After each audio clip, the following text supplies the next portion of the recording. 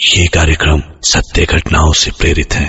जिनके साथ ये घटनाएं घटी उसकी वास्तविकता उन्हीं तक सीमित है। भूत प्रेतों और असामान्य विषयों के होने पर चैनल कोई दावा नहीं करता और ना ही प्रोत्साहन करता है।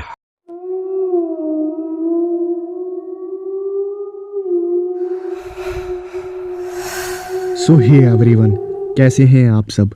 मेरा नाम है दीपक विश्वकर्मा और आप देख रहे हैं dark legend horror stories YouTube channel, जहां मैं आप सभी को डरावनी कहानियां सुनाता रहता हूं। और आज की इस वीडियो में मैं आप सभी को वैलेंटाइंस डे की एक डरावनी कहानी सुनाने वाला हूं। तो मैं उम्मीद करता हूं कहानी और आवाज़ आपको पसंद आएगी। लेकिन कहानी शुरू करने से पहले एक बात जो है वो बतानी है। मैंने कल एक वीडियो अपलोड करी है। नहीं, कल नहीं हुआ होगा, कल रात के 2 बजे अपलोड करी है। इसका मतलब आज हो गया ना। हाँ, आज हो गया। इसका मतलब रात के 2, जो भी है यार, रात के 2 बजे मैंने वीडियो अपलोड करी है। मैं हॉन्टेड प्लेस पे गया था और जगह बहुत ज़्यादा डरावनी थी। और अगर आपने वो वीडियो जो है वो नहीं देखी है तो आप कमेंट सेक्शन चेक करें, मैंने लिंक जो है वो पिन कर दिया है। आप उस वीडियो को ज़रूर देखें और आपको जगह कैसी लगी ये भी ज़रूर बताइएगा। चलिए कहानी की तरफ बढ़ते हैं। अपने जो हेडफोन्स हैं उन्हें लगा लीजिए। सूरज ऑफिस से घर आ गया था और आराम कर रहा था। तभी अचानक से उसका फ़ोन जो था वो वाइब्रेट हुआ और उस फ़ोन के अंदर किसी का मैसेज आया। सूरज ने जैसे ही मैसेज देखा तो उसके चेहरे पर एक मुस्कुराहट आ गई, जो कि साफ साफ गवाही दे रही थी कि मैसेज किसी खास का है। और सूरज मैसेजेस पर बात करने लगा। मैसेज किसी और का नहीं बल्कि उसकी गर्लफ्रेंड का था और वो कभी मिले नहीं थे। उनकी जो मुलाकात थी वो सोशल मीडिया पर हुई थी और बात करते करते उनकी बातचीत इतनी आगे बढ़ गई कि वो रिलेशनशिप में आ गए। वैलेंटाइंस डे आने ही वाला था और जो सूरज की गर्लफ्रेंड थी उसने कहा, इतना वक्त हो गया है, हम सिर्फ मैसेजेस पर और कॉल पर बात करते रहते हैं, कभी मिले नहीं हैं। देखो वैलेंटाइंस डे आने वाला है और मैं चाहती हूँ कि तुम मुझसे मिलने के लिए आओ। और फिर सूरज ने जब ये बात सुनी तब वो बहुत ही ज़्यादा खुश हुआ और उसने कहा, हाँ हाँ क्यों नहीं, मैं भी तुमसे बहुत ही ज़्यादा प्यार करने लगा हूँ और मैं भी तुमसे मिलना चाहता हूँ। और उसके बाद वो जो सूरज की गर्लफ्रेंड थी उसने कहा, मैं तुम्हें अपने घर का एड्रेस मैसेज कर दे रही हूँ, तुम वैलेंटाइंस डे पर आ जाना, मैं तुम्हारा इंतज़ार करूँगी, ठीक है। और फिर सूरज ने कहा, हाँ ठीक है। थोड़ी देर बाद उस लड़की ने अपने घर का जो एड्रेस था वो मैसेज किया और वो दोनों आपस में नॉर्मली फिर से बात करने लगे। कई दिन बीते और उसके बाद वैलेंटाइंस डे जो था वो आ गया। सूरज बहुत ही ज़्यादा एक्साइटेड था अपनी गर्लफ्रेंड से मिलने के लिए। और उसके बाद वक्त बीतता गया और वो पूरा रेडी होकर अच्छे से तैयार होकर अपने घर से निकला। वो अपनी बाइक पर था और जो भी एड्रेस था वो उस एड्रेस को ढूंढता ढूंढता शहर के बाहर तक आ गया। लेकिन वो जो एड्रेस था वो मिल नहीं रहा था, इसलिए उसने अपनी बाइक को रोका और वहीं पर एक पनवाड़ी की दुकान पर गया और उसने वो एड्रेस दिखाते हुए कहा, क्या आप मुझे बता सकते हैं कि ये एड्रेस जो है वो कहाँ पड़ेगा। और उसके जवाब में उस पनवाड़ी ने कहा, लाइए दिखाइए। उसने वो एड्रेस देखा और उसने कहा, ये एड्रेस, इस एड्रेस पर क्यों जाना है आपको। और वो जो सूरज था उसने कहा, बस मुझे कुछ काम है, आप बताइए कि ये एड्रेस कहाँ पड़ेगा। और वो जो पनवाड़ी था उसने कहा, मैं बता तो दूंगा लेकिन यहाँ कोई रहता नहीं है। जैसे ही ये बात सूरज ने सुनी तब सूरज ने कहा, अरे आप मुझे एड्रेस बताइए ना, आपको क्या पता वहाँ कोई रहता है या नहीं रहता है। हाँ, आप मुझे एड्रेस बताइए। और फिर उस पनवाड़ी ने एड्रेस बता दिया। देखिए यहाँ से आप जाएंगे ना 2 किलोमीटर आगे तो एक जंगली रास्ता आएगा, उस जंगली रास्ते को पकड़कर आप 3 किलोमीटर चलेंगे ना तो ये वाला जो एड्रेस है वो आ जाएगा। और फिर सूरज ने कहा, जंगली रास्ता, ये जो एड्रेस है वो जंगली रास्ते से जाने पर मिलेगा। और फिर उस पनवाड़ी ने कहा, हाँ हाँ, और कोई रास्ता नहीं है। सूरज ने कहा, ठीक है। वो अपनी बाइक पर बैठा और उसके बाद जैसे जैसे उस पनवाड़ी ने बताया था वैसे वैसे वो रास्ते पर अपनी बाइक को लेकर आगे बढ़ता रहा। थोड़ी देर बाद वो उस एड्रेस पर पहुंच गया। वो जो घर था वो एक वीरान सुनसान इलाके में था और घर जो था वो बहुत ही ज़्यादा बड़ा था। उस घर को देखकर ऐसा लग रहा था जैसे वो घर नहीं बल्कि एक महल है।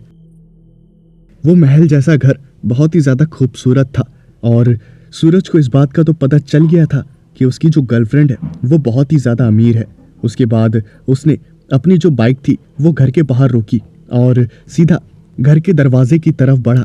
उसने दरवाजे को खटखटाया, तभी अचानक से दरवाजा जो था वो अपने आप ही खुल गया। वो महल जैसा घर जैसे बाहर से दिखने में खूबसूरत था, उससे कई ज्यादा अंदर से था और सूरज अपनी गर्लफ्रेंड का नाम लेते हुए उसे पुकारने लगा। तभी वहीं अंदर से एक आवाज आई, आ जाओ, मैं यहाँ किचन में हूँ, काम कर रही हूँ, तुम्हारा इंतजार कर रही थी तब से। सूरज घर के अंदर चला गया और उसके बाद वो जो दरवाजे थे वो अपने आप ही बंद हो गए। अंदर से उसकी गर्लफ्रेंड आई और उसने कहा, तो आखिरकार तुम मेरी आंखों के सामने हो, मुझे तो यकीन भी नहीं हो रहा, ये सब एक सपने की तरह लग रहा है। और फिर सूरज ने कहा, हाँ तुम भी मेरे सामने हो, मुझे भी यकीन नहीं हो रहा। सूरज ने अपनी गर्लफ्रेंड को गले से लगा लिया और उसके बाद वो दोनों बहुत ही ज्यादा खुश थे। बातों ही बातों में सूरज ने कहा, क्या तुम्हें पता है, मुझे एक पनवाड़ी मिला था क्योंकि मुझे एड्रेस नहीं मिल रहा था। उसके बाद मैंने एक पनवाड़ी से पूछा कि ये एड्रेस कहाँ पड़ेगा। उस बेवकूफ़ ने कहा कि इस एड्रेस पर कोई रहता ही नहीं है। और उसके बाद वो जो सूरज की गर्लफ्रेंड थी उसने कहा, हाँ हाँ उसकी कोई गलती नहीं है क्योंकि मैं हाल ही में शिफ्ट हुई हूँ ना और उसे नहीं पता होगा। सूरज ने कहा, अरे यार तुम्हारा घर तो बहुत ही ज़्यादा अच्छा है, लेकिन तुमने ऐसे इलाके में घर क्यों लिया? यहाँ पर तो बहुत ही ज़्यादा सन्नाटा है और जंगली एरिया भी है। जिसके जवाब में उस सूरज की गर्लफ्रेंड ने कहा, अरे ऐसे ही, यहाँ पर बस शांति रहती है, वहाँ शहर में बहुत शोर शराबा होता है जो कि मुझे बिल्कुल भी पसंद नहीं। मुझे शांति पसंद है जहाँ पर कोई शोर शराबा ना हो, इसलिए मैंने यहाँ पर घर लिया है।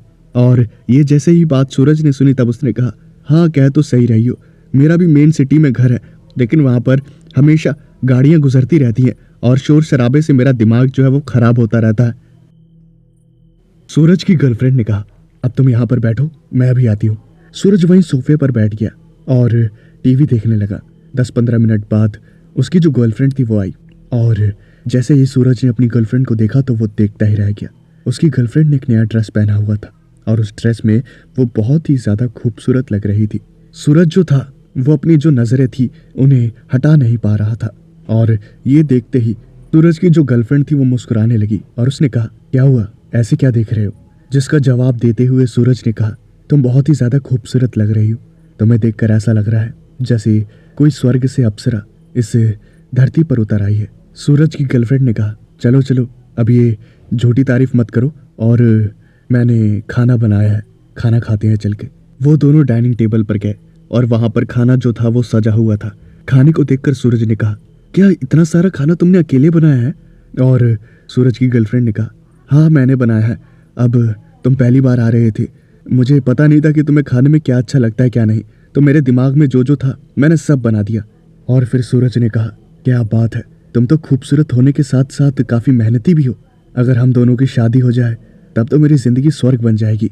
सूरज की गर्लफ्रेंड ने मुस्कुराते हुए कहा, हो जाए क्या, होगी ही, चलो अब खाना खाओ। वो दोनों खाना खाते रहे और आपस में इधर उधर की बातें करते रहे। थोड़ी देर बाद दोनों ने खाना ख़त्म किया और उसके बाद सूरज की गर्लफ्रेंड ने कहा, पेट भर गया, अच्छा लगा खाना? और फिर सूरज ने कहा, हाँ काफ़ी अच्छा खाना था, पेट तो भर गया लेकिन भूख नहीं मिटी। और फिर सूरज की गर्लफ्रेंड ने कहा, क्या? मैं कुछ समझी नहीं इस चीज़ का मतलब, पेट भर गया लेकिन भूख नहीं मिटी। सूरज ने हंसते हुए कहा, अरे खाने की भूख तो मिट गई, लेकिन जो तुम्हें खाने की भूख लगी है उसका क्या करूं? सूरज की गर्लफ्रेंड मुस्कुराने लगी और उसने कहा, चलो बहुत बदमाश हो गए हो तुम, मैं तुम्हें कमरा दिखा देती हूँ और वहाँ पर थोड़ी देर आराम करना, मुझे थोड़ा काम है, मैं काम ख़त्म कर लेती हूँ, फिर मैं वापस आऊँगी। सूरज की गर्लफ्रेंड उसे एक कमरे में ले गई और कमरा बहुत ही ज़्यादा खूबसूरत था। उस कमरे को देखकर सूरज ने कहा, वाह यार, ये कमरा तो एकदम किसी 7 स्टार होटल के कमरे जैसा है, देखकर मज़ा आ गया। सूरज की गर्लफ्रेंड ने कहा, हाँ हाँ कोई बात नहीं, शादी के बाद तुम ही इस कमरे में रहना मेरे साथ, ठीक है? चलो बैठ जाओ, मैं आती हूँ, अभी थोड़ा काम है ना, निपटा लूँ।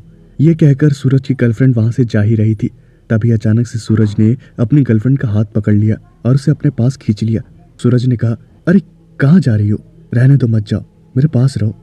जिसके जवाब में सूरज की गर्लफ्रेंड ने कहा, अरे अभी कुछ काम है। और फिर सूरज ने कहा, ऐसा कौन सा काम है जो मुझसे भी ज्यादा जरूरी है? हाँ, ऐसा मत करो यार।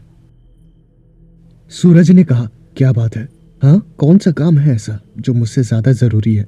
और फिर उसकी गर्लफ्रेंड ने कहा, बस है कुछ, घर की थोड़ी सफाई है, वो कर लो, उसके बाद आती हूँ। सूरज ने अपनी गर्लफ्रेंड को जाने नहीं दिया और उसके बाद उसने दरवाजा जो था वो बंद कर दिया और वो अपनी गर्लफ्रेंड के बहुत ही ज्यादा करीब आने लगा। सूरज ने लाइट्स ऑफ कर दी और उसके बाद वो दोनों एक दूसरे के बहुत ही ज्यादा करीब आ गए। काफी देर तक वो एक दूसरे को प्यार करते रहे और टाइम बीतता गया और जब उन्हें नींद आ गई तो वो दोनों सो गए। कुछ देर बाद रात के तकरीबन 2 बजे सूरज जो था उसे एक अजीब सी गंदी बदबू आने लगी और वो गंदी बदबू इतनी ज्यादा भयानक थी कि सूरज से रहा नहीं गया और उसकी नींद जो थी वो टूट गई। जैसे ही उसने अपनी आंखें खोली तो जैसे उसके पैरों तले जमीन ही खिसक गई थी। उसने जो कुछ देखा उसे देखकर उसे अपनी आंखों पर यकीन नहीं हुआ। उसने देखा कि वो जो कमरा जो अभी थोड़ी देर पहले किसी 7 स्टार होटल से कम नहीं था, वो कमरा एकदम डरावना सा था और उस पर जगह जगह मकड़ी के जो जाले थे वो बिछे हुए थे। पूरे कमरे में अंधेरा था और उसे गंदी सी बदबू आ रही थी, जैसे न जाने कितने सालों से कोई लाश वहां पर सड़ रही हो। तभी उसकी जो नजर थी वो अपनी गर्लफ्रेंड पर गई जो कि उसके बगल में ही सोई हुई थी और जैसे ही उसने अपनी गर्लफ्रेंड को देखा तो उसकी जो रूह थी वो कांप गई। उसकी जो गर्लफ्रेंड थी जिसके साथ वो सोया था, उसकी गर्लफ्रेंड का शरीर पूरा काला पड़ा हुआ था। ऐसा लग रहा था जैसे वो लड़की किसी कोयले से बनी हो।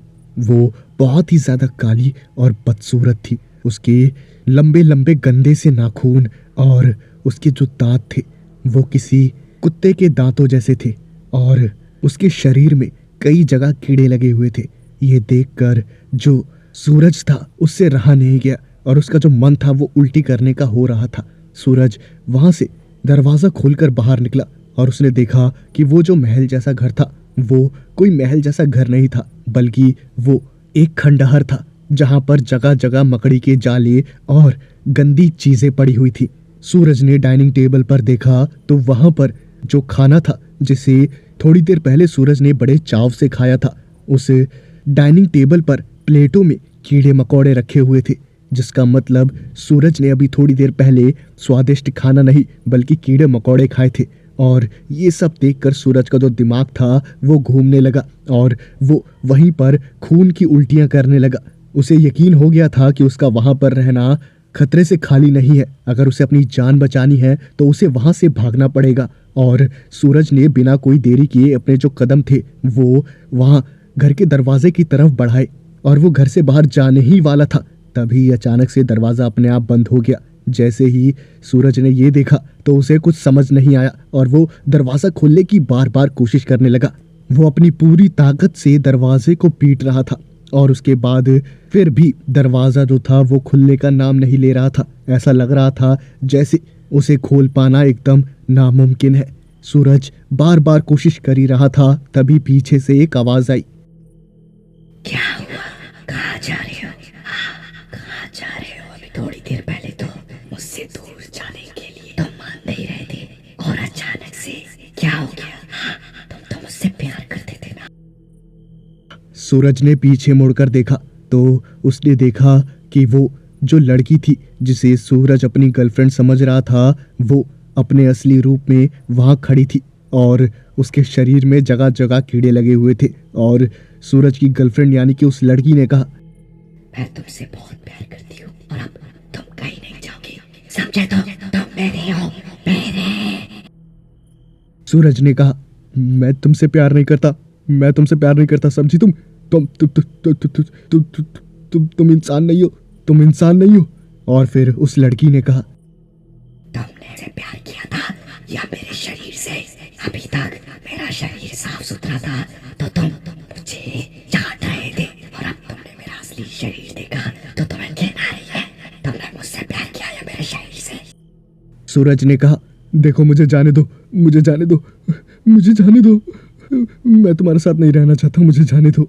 वो जो लड़की थी वो सूरज को जबरदस्ती पकड़कर उस कमरे में वापस ले गई और उसने दरवाजा बंद कर दिया। सूरज बार बार अपनी जान की भीख मांग रहा था और कह रहा था, मुझे जाने दो, मुझे जाने दो, मैं तुम्हारे साथ नहीं रहना चाहता, मेरा तुम्हारा कोई रिश्ता नहीं है। और वो जो सूरज की गर्लफ्रेंड यानी कि वो लड़की थी, उसने दरवाज़ा बंद कर दिया और ज़बरदस्ती वो सूरज के करीब आने लगी।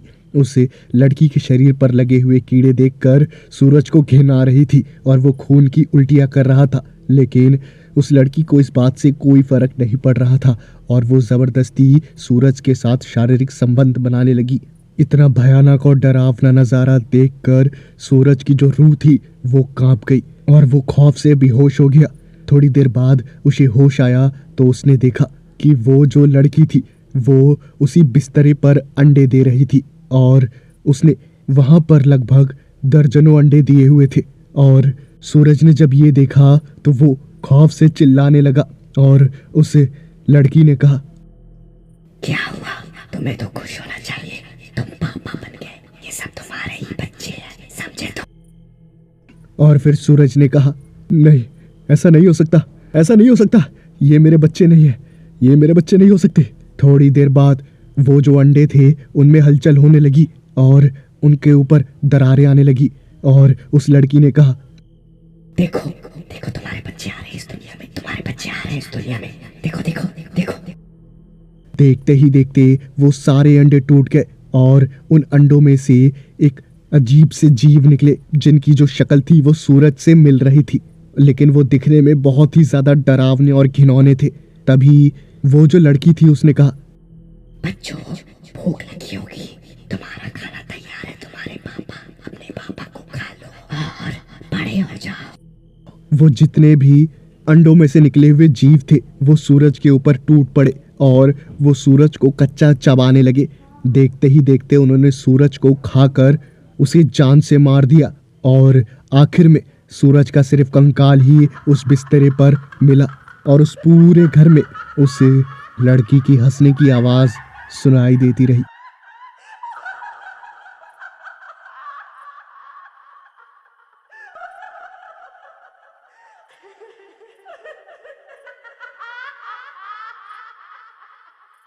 हाँ, तो ये कहानी थी। कैसी लगी आप सभी को कमेंट करके ज़रूर बताएं। अगर आपको कहानी और आवाज़ पसंद आई हो तो वीडियो को लाइक करते, चैनल को सब्सक्राइब करते। मैं मिलता हूँ आपसे नेक्स्ट वीडियो में। Thanks for watching.